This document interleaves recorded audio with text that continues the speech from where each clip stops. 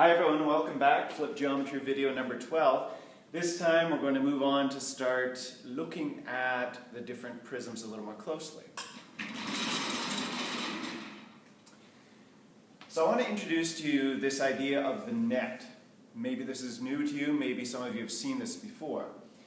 If we think about each of the three-dimensional shapes that we've started talking about here, the rectangular prism, the triangular prism, and the trapezoidal prism, if we explode them, or in other words, if we take apart all of the sides and made it into a two-dimensional shape, we could lay it flat on the ground. It's going to look something like this for rectangular prism, something like this for triangular, and something like this green one for a trapezoidal. Now, I went ahead and created some little shapes. So I have here a rectangular prism that I created. And this orange one is a triangular prism, so you can see that representing there. And if I take it apart, I can represent it here.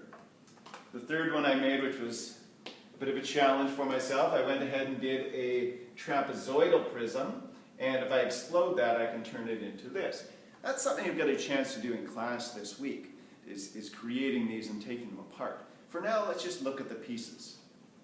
So I just want to identify a couple things. Let's start with the rectangular prism. So we mentioned in the last video that it has two bases. So we have a base here and we have a base on the back side.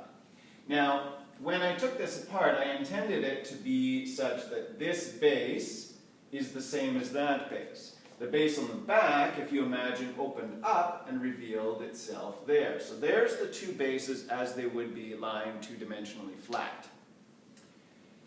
The lateral sides that we mentioned in the last video, the idea that it has these four lateral sides, when they're laid out open, we end up with this space, and this space, and that space, and that space.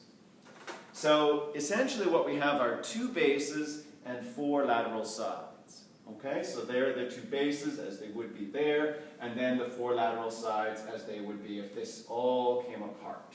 Okay? Moving on to the triangular prism, the same kind of idea. Here's the base, and then there's a base at the back. Of course, it's a little easier to see because that's that base there. It folded out. This base folded out at the back. There it is there. And now we've got the three lateral sides because we're dealing with a triangle. So here's the one, there's one underneath, and then there's one on that side. So the one on the side here, when folded down, there it is there.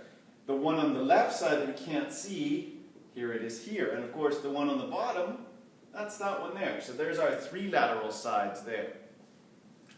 The trapezoidal prism, same idea. You've got a base on the front, you've got a base on the back. Here's the base on the front that we just identified there. The base on the back is here. So that has come down apart like that to reveal 1, 2, 3, 4 sides. Here they are, 1, 2, 3, 4 sides. So the top side here is the side between this base. So that top side is going to be this one. Can you imagine that folding all the way around? The very bottom, which is on the bottom side base, that's that one there. This side here, we would be revealing that side, and of course the far side, there we are there. So we've got the four lateral sides. Now, this starts to lead us into creating a formula to figure out the area of all of those sides. That's called the surface area. So what I'm just going to write here is that the surface area,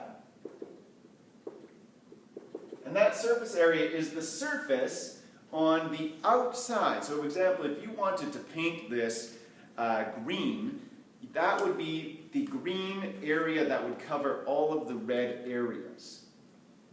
So the surface area on any of these objects, on any of our prisms, is going to be two base areas.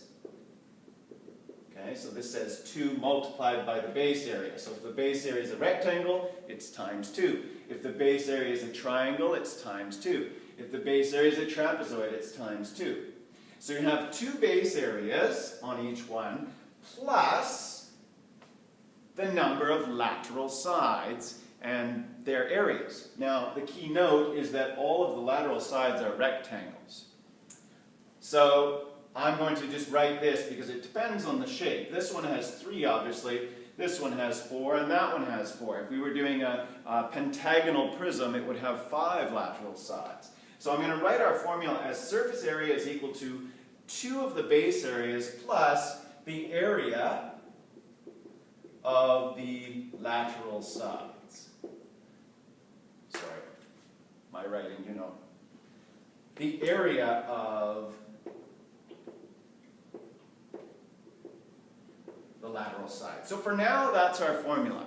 In the next videos, we're going to get into a little bit more of an algebraic representation. But for now, you just want to get the sense that all of these could be, we could figure out the surface area simply by knowing the area of one of the bases and multiplying it by 2, and then the area of the lateral sides. Add all that together and we get the surface area.